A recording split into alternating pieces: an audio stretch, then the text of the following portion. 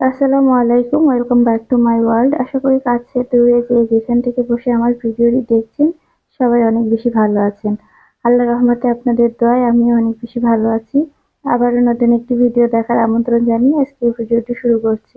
আর সকালবেলা খাওয়া দাওয়ার পরে ভাবলাম যে একটু নিমকি করে নিই, যেহেতু আমার বাচ্চারাও এই নিমকিটা একটু পছন্দ করে, আপনাদের ভাইয়াও খেতে পছন্দ করে। এর কারণে এই নিমকিটা একটু বেশি করে বানিয়ে রাখলে দেখা যায় যে অনেকদিন খেতে পারবে। বিকালে চা দিয়েও একটু খাওয়া হয়। আর বেশি করে বানিয়ে রাখার কারণ একটাই যে মন চাইলেই সবসময় দেখা যায় যে যেকোনো কিছু বানানো যায় না। বানাতে ইচ্ছা করলেও বানাতে পারি না। বাচ্চাদের নিয়ে ওইভাবে সম্ভব হয়ে ওঠে না। যখন সুযোগ পাই তখন বেশি করে বানিয়ে রাখার চেষ্টা করি। দেখবেন কোনো কাজই কঠিন না, আবার কোনো কাজই সহজ না। দেখা যায় যে একটা কাজ করে ফেললেই করা হয়ে যায়। আবার অনেক সময় আলসামি লেগে যায় যে এটা করবো, এত কাজ, এটা করতে হবে, ওটা করতে হবে। আর এখন তো ইদানিং এমন একটা সময় যাচ্ছে, শীতের বেলা টাইম খুবই অল্প, মানে টাইমের সাথে পারা যায় না। আর বাচ্চাদের ঠান্ডা, সর্দি, কাশি লেগেই থাকে। যতই ওদের সেফ রাখার চেষ্টা করি না কেন, দেখা যায় যে ঠান্ডাটা ওদের লাগবেই। এমন একটা ইয়ে, আর বাচ্চা মানুষ কথা বললে তো শোনে না। কতই বা বলা যায়।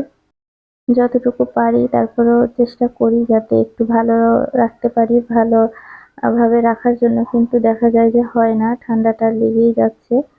আর শীত এখনো তো ওইভাবে অনেকটা পড়েনি, তারপরেও আমার ছোট বাচ্চাটার এত পরিমাণে ঠান্ডা লাগছে, তারপরে জ্বর আসতেছে, বড় ছেলেটারও ঠান্ডা লাগছে। মানে একটা এমন একটা সময়ের মধ্যে দিয়ে যাচ্ছে, সময়গুলো খুবই তাড়াহুড়া করে যাচ্ছে। আবার একটু চুলায় রান্না করতেছি। এইভাবে করে দেখা যায় কি বা সময় পাই না। ভিডিওটা ওইভাবে আমার এখন আর রেগুলার দেওয়া হচ্ছে না। বেশিরভাগ সময় হচ্ছে কি তাড়াহুড়া করে একটা কাজ করে ফেলতেছি আর ভিডিও করার কথা মনে থাকতেছে না ওইভাবে। কাজটা শেষ হয়ে যাওয়ার পরে মনে হচ্ছিল যে একটু ভিডিও করলাম না। একটু ভিডিও করলে তো শেয়ার করতে পারতাম।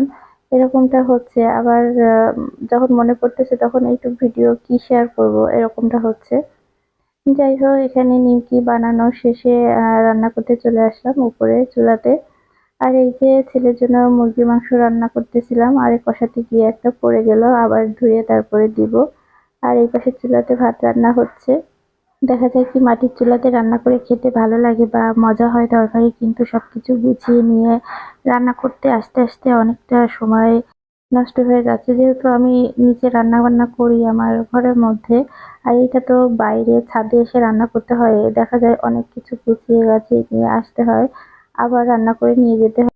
যাই হোক, কথা বলতে বলতে এখানে মুরগির মাংস ডাল রান্না করা হয়ে গেছে, আর এখানে বেলে মাছটাও রান্না করে নিব।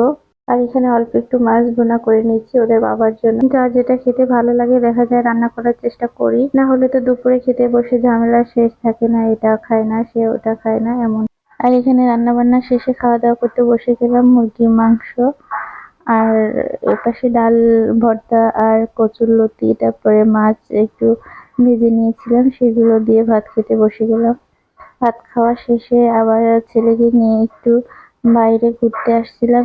ছেলে অনেকদিন ধরে বলতেছিল এখানে মসজিদের এখানে আসবে, এখানটাতে হাতি, এই যে হরিণ, ঘোড়া, উট এগুলো দেখবে। সে বারবার বলতেছিল এখানটাতে আসার জন্য। দেখা যায় কি একে তো শীতের বেলা কাজ করে শেষ করা যায় না, আর শেষ করতে করতে ওর বাবারও টাইম থাকে না, চলে যায়। এইভাবে করে দেখা যায় টাইমে মিলতেছে না, আসা হচ্ছে না। ও ২-৩ সপ্তাহ ধরেই বলতেছিল। তাই আজকে সময় করে একটু তাড়াহুড়া করে কাজ শেষ করে ওকে নিয়ে চলে আসলাম। আর বেশিক্ষণ থাকিনি। এই উট আর এই হাতি দেখে চলে আসছি, দূরের থেকেই হাতি দেখতেছিল। আর যেহেতু ছোট ছেলেটার শরীরটা ভালো ছিল না, তাই আর এখানে বেশিক্ষণ টাইম দেওয়া হয়নি, তাড়াতাড়ি করেই আবার দেখে চলে আসছিলাম। ঘোড়া আজকে আর দেখতে পারিনি, এখানে শুধু হাতি, উট আর হরিণ ছিল।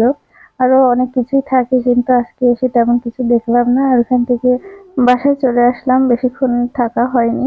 বাসায় সন্ধ্যার পর আবার ওদের বাবা পিঠাগুলো দিয়ে গেল, তাই আবার ছেলে খাচ্ছিল।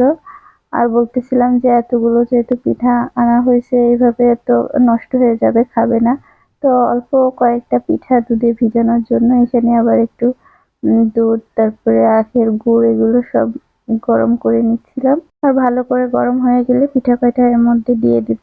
আর বেশি না, মাত্র ৬টা পিঠা ভিজাচ্ছিলাম, কারণ দেখা যায় যে বেশি কিছু করলেই নষ্ট হয়ে যায়, খাওয়া হয় না। আর যেহেতু সন্ধ্যার সময় পিঠাগুলো ভিজানো হয়েছে, রাতের মধ্যে পিঠা একদম ফুলে অনেকটা বড় হয়ে গেছিল। আর এই তো আজকের ভিডিওটা এই পর্যন্তই। পরবর্তী ভিডিও দেখার আমন্ত্রণ জানিয়ে আজকের ভিডিওটা এখানেই শেষ করছি। আসসালামু আলাইকুম, আল্লাহ হাফেজ।